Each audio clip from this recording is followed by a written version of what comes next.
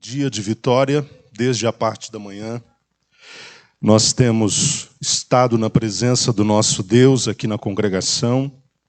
Tivemos uma santa ceia muito abençoada. E agora nós temos a oportunidade de fechar esse dia com chave de ouro, neste culto de conscientização missionária. Eu sei que os irmãos valorizam e eu gostaria de incentivá-los a continuarem valorizando todo esse trabalho que está sendo feito. Tem igrejas que nem falam de missões mais. Algumas até têm o culto de missões, mas se fala sobre tudo, menos sobre missões. As missões sempre moveram o coração de Deus e ainda continua movendo. E a minha oração é para que Deus levante dentro desta igreja missionários, missionárias. Você já parou para pensar que você pode ser um? Você já parou para pensar que Deus pode estar te chamando para o campo missionário? Então diga, eis-me aqui, Senhor. Se o Senhor quer, me envia. Envia-me a mim. Então a minha oração é esta, para que Deus levante no Sagrada Família missionários e missionárias para as nações. Queridos, antes de compartilhar com os irmãos a palavra do nosso Deus, eu gostaria de apresentar aqui alguns irmãos que estão nos visitando e para nós é uma alegria muito grande. Nós temos o Patrick, a Patrícia e as filhas, Camille e Karine, que estão ali e são lá da congregação do Guarani, da igreja do Guarani. É uma alegria tê-los nesta noite. E temos também o Nassib, é isso mesmo? Que está ali com o nosso irmão Eli. Graças a Deus, foi convidado pelo irmão Eli e está aqui nesta noite. Nós estamos felizes e podemos dizer, sejam bem-vindos em nome de Jesus. Sejam bem-vindos em nome de Jesus. Que Deus abençoe os irmãos, abençoe o Nassib. É uma alegria tê-lo nesta noite. Também muito feliz de ver o Messias, esposo da irmã Leila. É uma pessoa extraordinária e sempre que ele está aqui para nós é motivo de muita alegria. E feliz de ver a Joana. Hoje eu falei com o Magno sobre a Joana. E olha que bênção, ela reapareceu, está aqui conosco. E é uma alegria, nós estávamos sentindo falta da Joana e graças a Deus ela está aqui nesta noite. Muito feliz também de ver o Ronaldo, que está firme e forte, em todos os cultos praticamente ele está aqui. E Deus está, com certeza, fazendo uma grande obra na vida do nosso irmão. Amém, meus irmãos? Abra sua Bíblia na segunda carta de Paulo aos Coríntios, no capítulo 10, e nós vamos ler os versículos 4 e 5.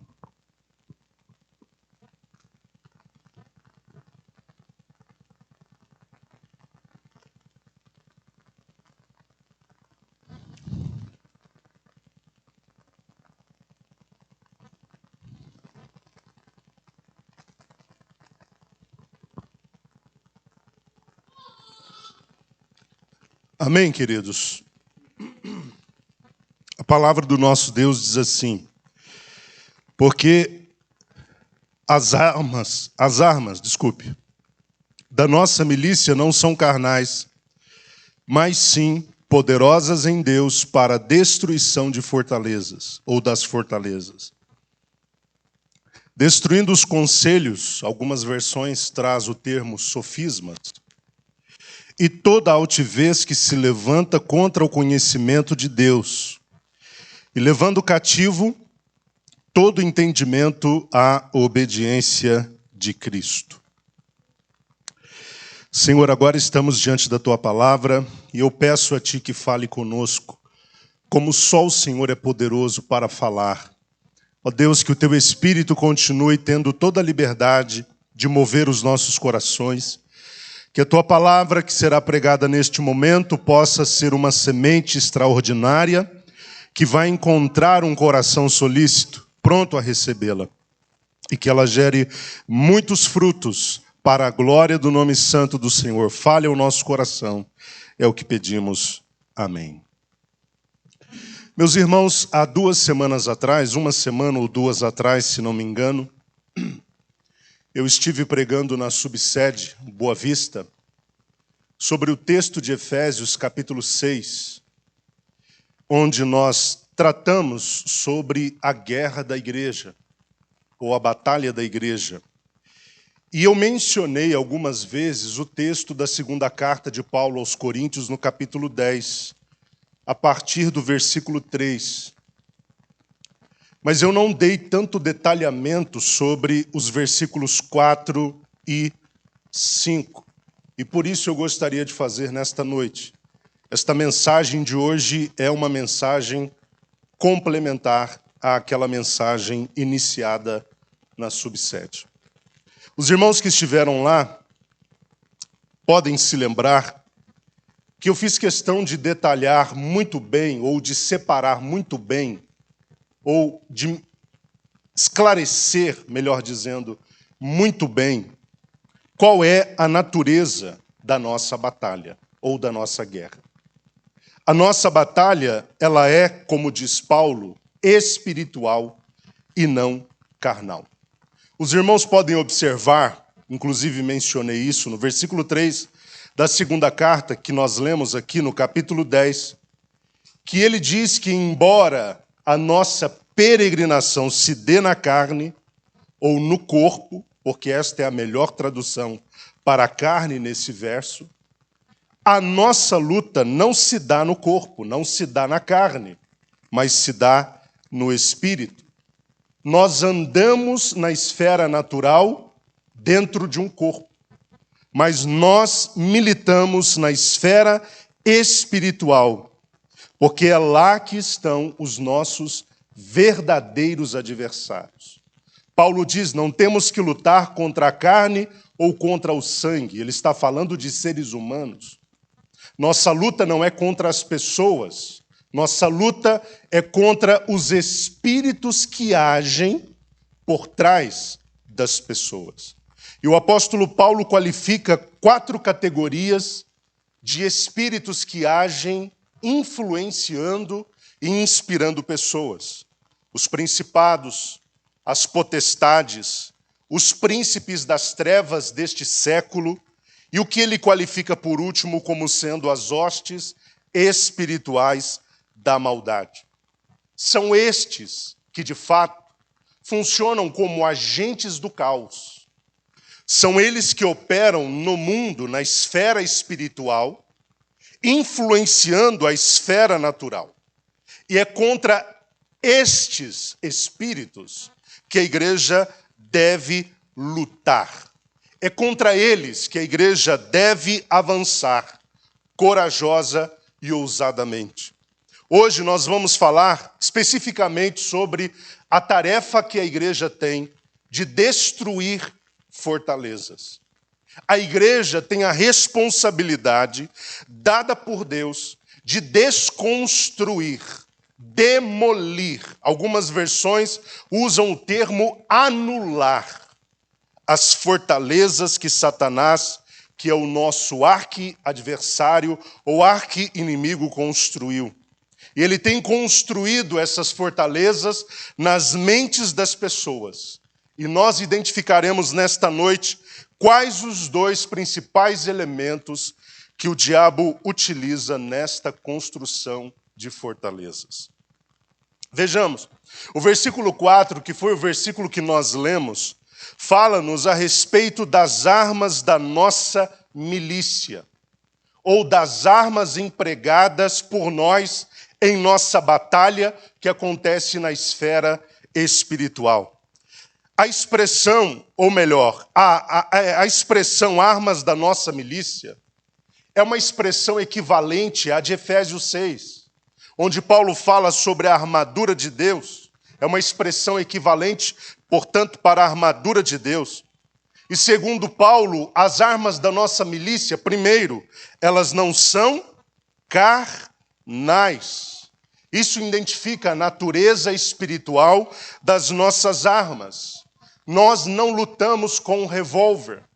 Nós não lutamos com bazucas, com fuzis, com tanques de guerra.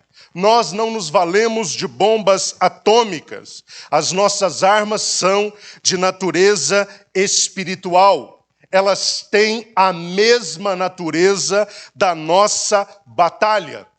Deduz-se então que se a nossa batalha é espiritual, nossas armas para serem efetivas também têm de ser espirituais. Paulo ainda diz que além de não serem elas carnais, elas são também poderosas em Deus. Isso significa que as armas espirituais da igreja não foram forjadas nas fábricas de armas. As armas da igreja, que são espirituais, foram forjadas por Deus nos céus. As armas espirituais forjadas por Deus não foram forjadas por meros e simples homens. E estas armas funcionam poderosamente em Deus, porque Deus é o projetista deste armamento que ele dispôs à sua igreja. A igreja, como eu disse, não avança com tanques de guerra. A igreja não avança travando batalhas na esfera do natural, mas a igreja, como exército de Deus, avança empunhando todo este emaranhado de armas que Deus dispôs a ela e que são espirituais. E quando cada crente que é um soldado se apropria das armas que Deus dispôs à igreja, Satanás treme nas bases. Satanás se sente ameaçado, porque a força está do nosso lado e não contra nós. Do nosso lado está o nosso Deus, o Deus Todo-Poderoso, que quando a sua igreja marcha, Deus marcha junto com a sua igreja. E não só a igreja milita, Deus dispõe os anjos para militar também junto da igreja. Então nós temos armas que são poderosas em Deus, porque foram feitas por Deus. E Paulo ainda diz que elas servem para destruir o quê? Olha para o texto aí. Elas servem para a destruição de fortalezas. Esta é a finalidade ou o efeito das armas da nossa milícia. As armas que a igreja utiliza na batalha contra Satanás destrói o que armas humanas não destroem. As armas da nossa milícia destroem, elas demolem, elas jogam ao chão todas as fortalezas que Satanás tem construído. Havia na cidade de Corinto um grande alto monte, de aproximadamente 600 metros de altura, e no alto do monte disse que havia uma grande fortaleza, uma grande estrutura. Então, quando Paulo fala de fortaleza, os crentes da cidade identificaram muito bem o que ele estava falando. Mas a pergunta que eu faço nesta noite é: será que é deste tipo de fortaleza que Paulo está falando? E eu digo não. A fortaleza, no sentido literal, conhecido por nós, é uma fortificação, é um castelo, é um lugar seguro, um lugar construído com o intuito de oferecer proteção e segurança. Mas o termo usado aqui em 2 Coríntios 10 para fortaleza não está sendo empregado no sentido literal, mas no sentido figurado. Ouça isso. Então, fortaleza, nesse texto, significa o quê?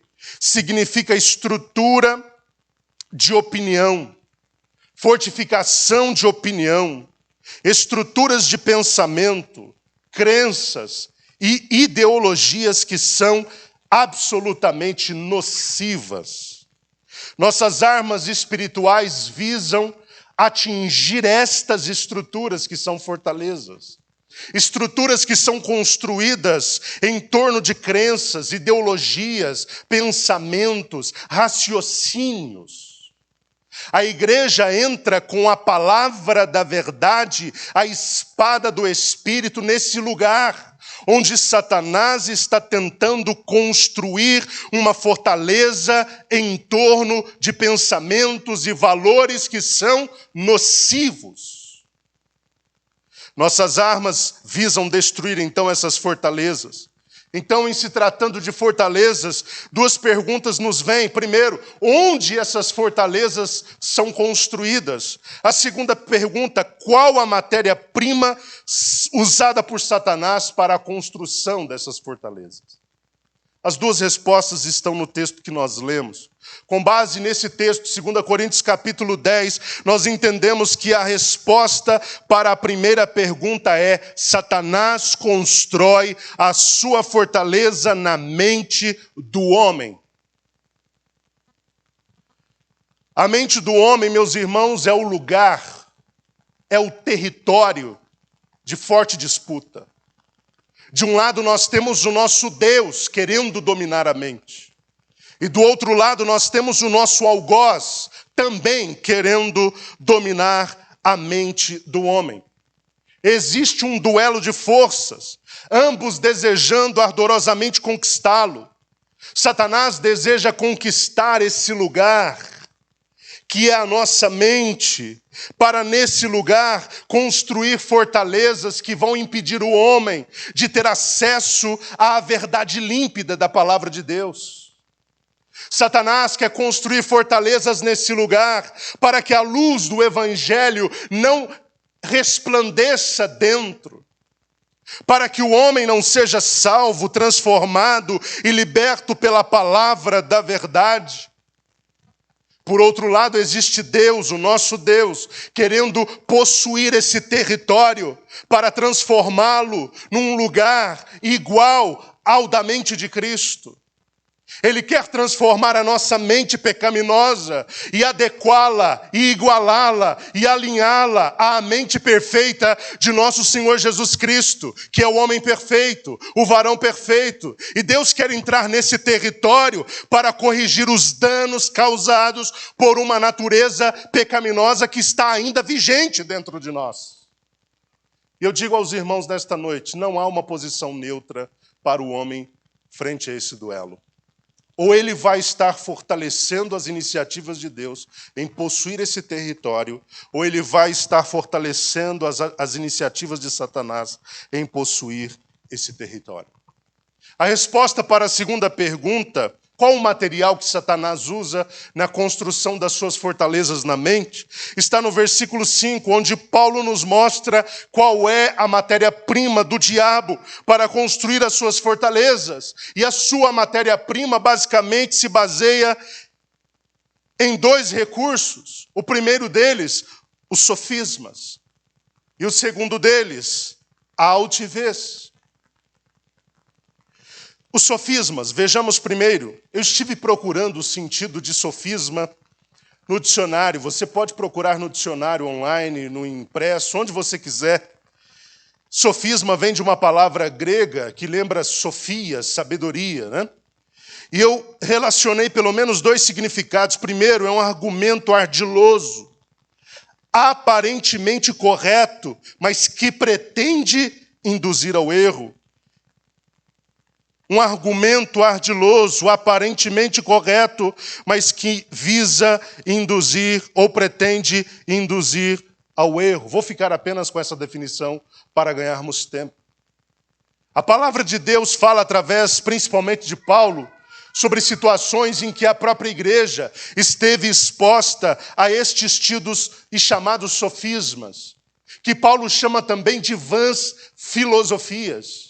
E ele nos aconselha a termos cuidado, porque Satanás se vale dessa matéria-prima e desse elemento para obstruir a verdade na mente dos crentes e para impedir o acesso da verdade na mente dos ímpios. Colossenses capítulo 2, versículo 8, Paulo recomenda à igreja, olha, tenham cuidado para que ninguém faça de você uma presa fácil às suas vãs filosofias e aos seus pensamentos sutis, baseados nos rudimentos que são do mundo e que não são de Cristo. Tomem muito cuidado, porque é isso que Satanás está tentando fazer. Quando nós olhamos para a realidade do mundo, nós vemos Satanás construindo ideologias, porque a ideologia é a manifestação do sofisma. Nós temos ideologias como o relativismo, por exemplo. Talvez você não saiba dar um nome aos bois, mas você com certeza sabe que este conceito, essa ideologia está no mundo. O relativismo diz que a verdade depende do olho de quem vê, depende do olho de quem observa. O relativismo diz que cada ser humano tem a sua verdade, não há uma verdade absoluta. O pluralismo diz que a verdade é múltipla, não existe uma verdade grande, forte, absoluta e poderosa. O pragmatismo, outra ideologia que está sendo pregada veementemente, diuturnamente no mundo, é o pragmatismo. A verdade só tem o sentido que a gente atribui a ela. A verdade é o que é útil, não necessariamente o que é certo. Antropocentrismo, o homem é o centro de todas as coisas. Tudo parte do homem e tudo converge para o homem, tirando Cristo do centro. Hedonismo, o prazer humano é o bem supremo. Não interessa se é moral, não interessa se é correto, não interessa se condiz com a verdade de Deus, interessa se produz prazer no homem. Esse é o pensamento hedonista. Está por toda parte. Numa propaganda de televisão, num anúncio patrocinado no Facebook ou no Instagram. Está no Twitter. Está nos desenhos que as nossas crianças assistem. Está nos filmes que você vê na Netflix. Mas tudo é muito sutil. Porque Satanás, ele já aprendeu com a história.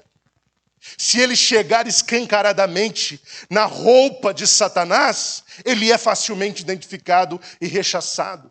Então ele usa artimanhas, ele usa elementos ou estratégias sutis para entrar com seus sofismas, não só na cabeça do ímpio, mas também na cabeça do crente e construir as suas fortalezas, que são danosas à palavra da verdade. As ideologias sofistas procuram, por exemplo, desconstruir os arquétipos que nós temos e que são milenares.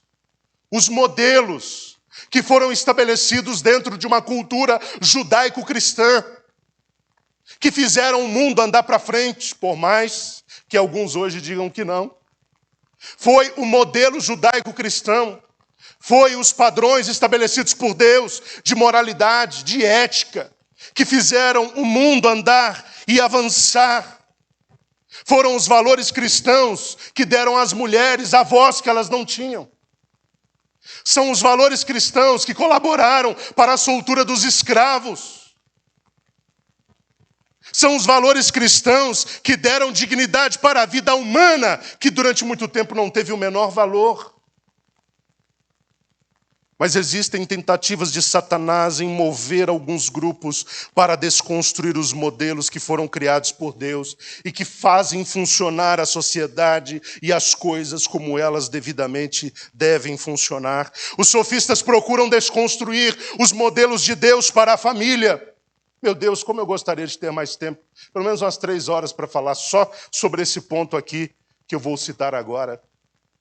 Como Satanás está querendo invadir o padrão de Deus e desconstruí-lo dentro da nossa casa, dentro da nossa família.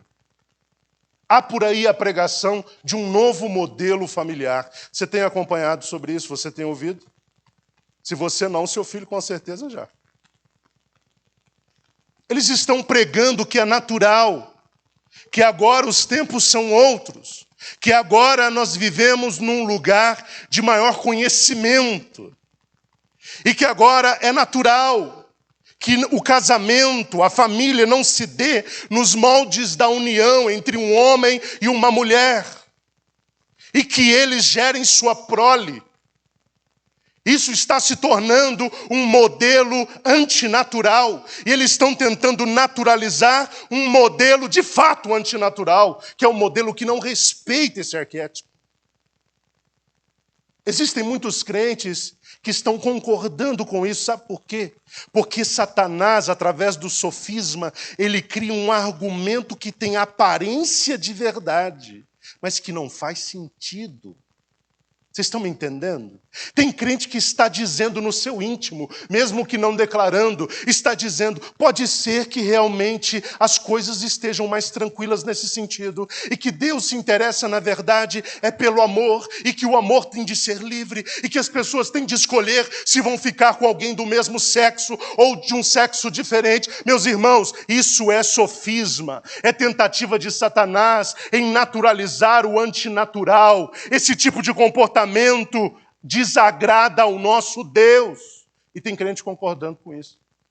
E tem crente que não concorda, mas tem medo de se posicionar. Sabe por quê? Porque os sofistas estão querendo te colocar nesse lugar de emudecimento, onde você não pode expressar aquilo que você acredita. Mesmo que isso esteja dentro da sua fé, isso seja respeitado pela Constituição. Mas eles querem te amedrontar.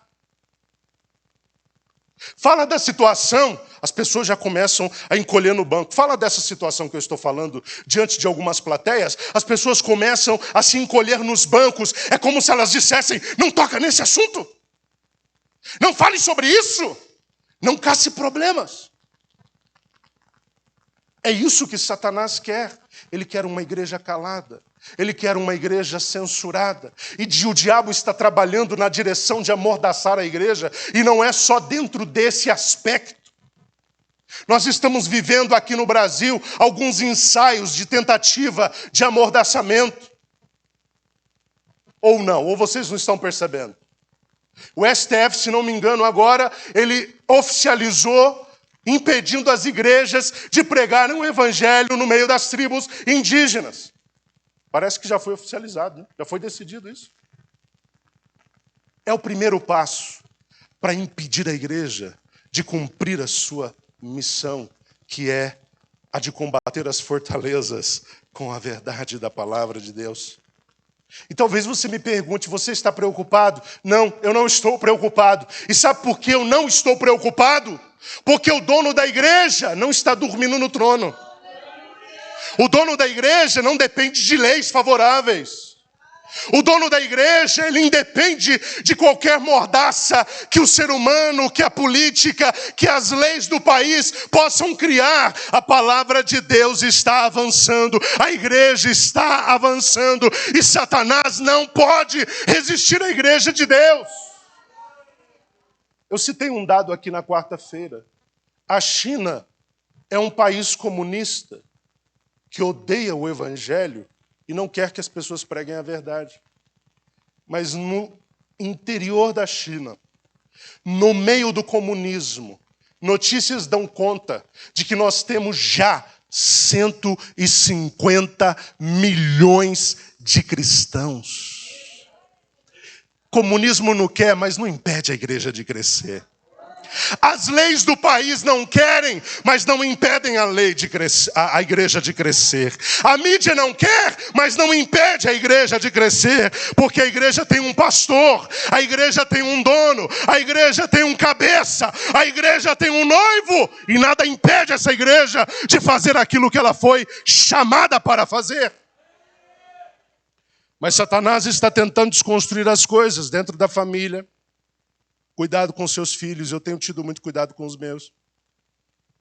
Esses dias eu fui questionado, papai, mas um homem beijando o outro aí, eu fiquei sabendo o que está acontecendo, porque na minha frente isso não acontece, nem na frente de Elaine, mas você sabe que você virou as costas, passou uma imagem lá na televisão, às vezes, ou na internet, e você não teve nem tempo de ir lá e...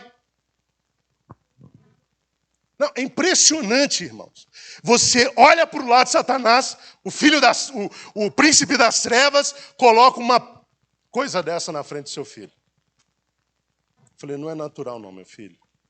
Na sua vida você vai ouvir muitas vezes que é natural, que é normal. Mas o nosso Deus diz que não.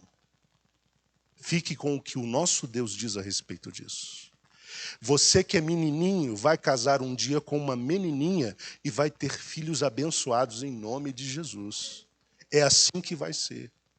Porque é assim que funciona, meu irmão. Tenta mudar a forma como Deus estabeleceu as coisas, que tudo vai dar errado.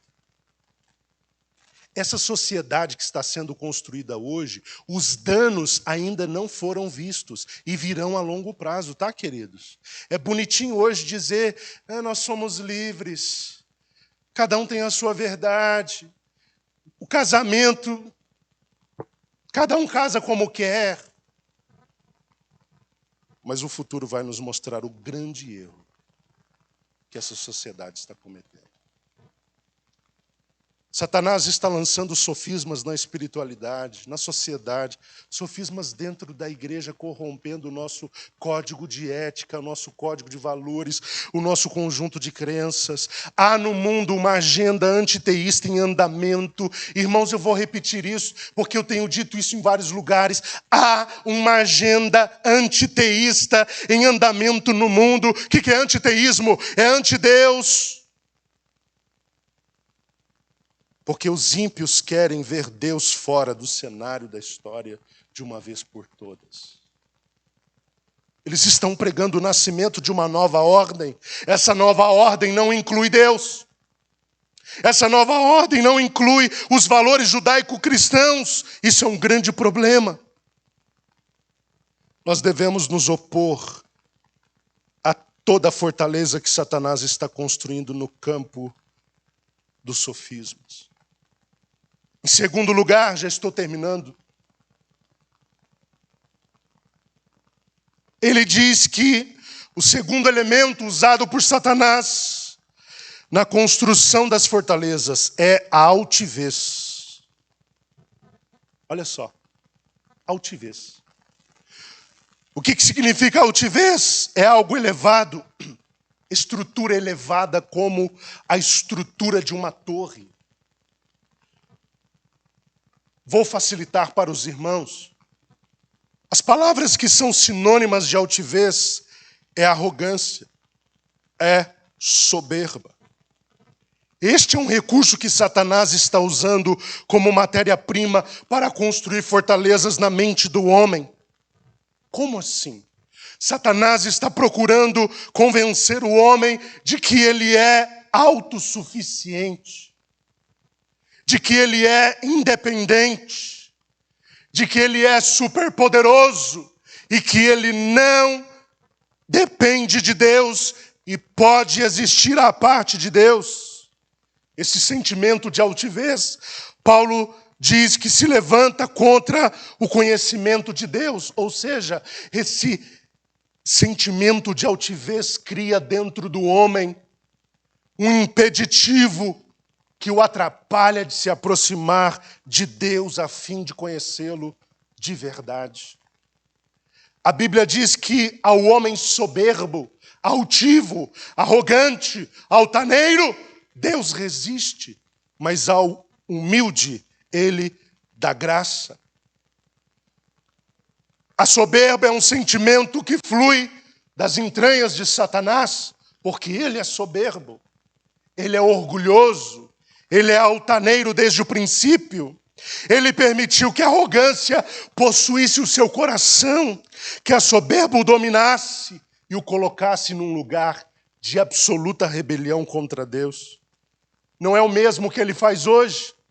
Ele não está levando o coração do homem a um lugar de prepotência, arrogância e orgulho, para que o homem não reconheça a sua condição de fragilidade e se aproxime de Deus em humildade para ser salvo.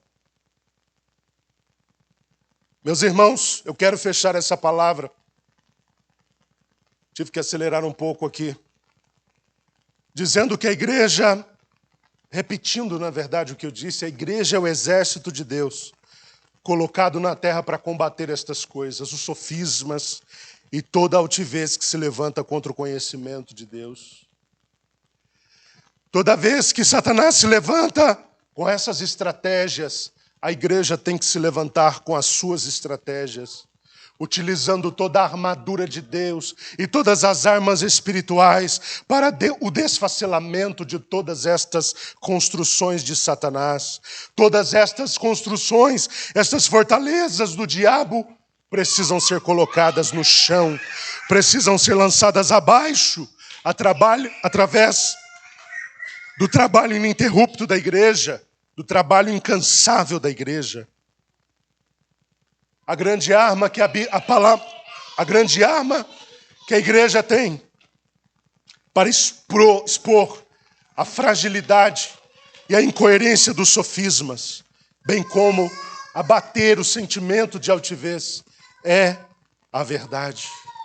Essa é a grande arma da igreja. É a verdade que pode libertar o homem dessas fortalezas que ele traz dentro da sua mente.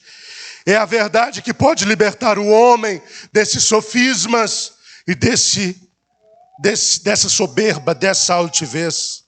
É a verdade pregada pela igreja que vai realinhar as pessoas, que vai restaurá-las e que vai reprogramar a mente delas para que elas sejam tudo aquilo que Deus planejou para que elas fossem. É a palavra de Deus que vai demolir tudo aquilo que Satanás está tentando construir na cabeça das pessoas. A igreja deve trabalhar arduamente no combate contra Satanás. Você não está nessa guerra como espectador. Não existe uma guerra onde os soldados estão na arquibancada. Em toda a guerra, os soldados estão no campo.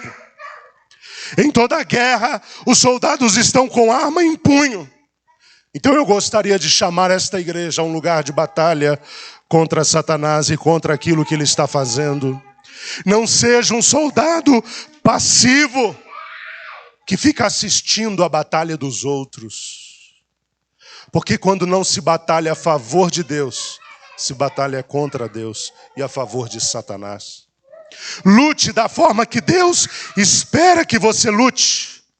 Defenda a verdade. Quando você for inquirido, fale a verdade da palavra do nosso Deus. É a sua arma, é a sua ferramenta, é essa verdade que Deus vai usar para demolir essas fortalezas. Então, quando for questionado, não se esconda, não se emudeça, mas pregue, defenda a palavra de Deus, porque a igreja é a portadora da verdade, é a defensora da verdade, é a propagadora da verdade, e diz Paulo, a igreja é a coluna e firmeza da verdade. Não seja um soldado medroso. Não permita que Satanás avance com você por perto. Levante-se, aproprie-se de toda a armadura de Deus e guerreie as guerras do nosso Deus. Colabore com dedicação para o avanço do reino do nosso Cristo. Colabore para o avanço do reino da luz. Eu fico preocupado com muitos crentes, são muito passivos. Satanás está fazendo e acontecendo do seu lado, e eles estão só assistindo. Levante-se com poder, levante-se com autoridade, revista-se de toda a armadura de Deus. Pegue a espada do Espírito, o capacete da salvação, a couraça da justiça, o escudo da fé, os sapatos com a preparação do evangelho da paz. E como diz Paulo aos Efésios, orando em todo o tempo e súplicas a favor de todos os santos. Lute, peleje, guerreie contra as fortalezas que Satanás está construindo na cabeça das pessoas.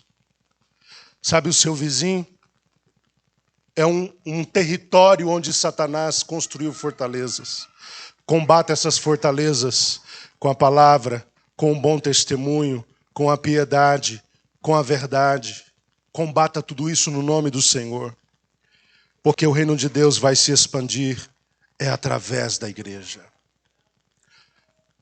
Satanás se apropriou de territórios que não são dele. Quem é que vai tomar de volta esses territórios? São os crentes medrosos? São os crentes passivos que acham que a guerra é do outro? Que ele não tem que se envolver? Não, é através da igreja militante. É através da igreja que cumpre o seu papel de exército. Que Deus abençoe cada um dos irmãos em nome de Jesus Cristo.